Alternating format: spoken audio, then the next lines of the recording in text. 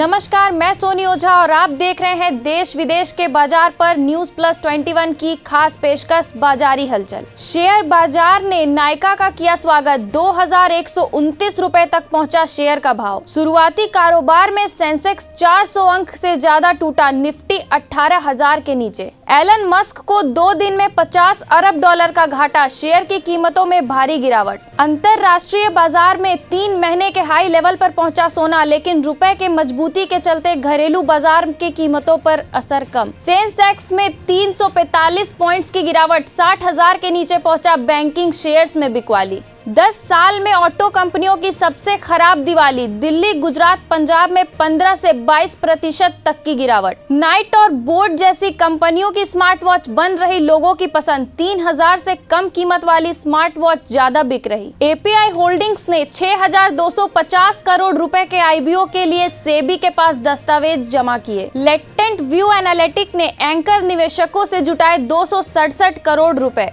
कच्चे तेल की कीमतों में उछाल। दिल्ली में पेट्रोल 103.97 रुपए प्रति लीटर। ऐसे ही तमाम जानकारी से लगातार अपडेट रहने के लिए हमारे चैनल को लाइक और सब्सक्राइब करना ना भूलें और नोटिफिकेशन के लिए बेल आइकन जरूर दबाएं।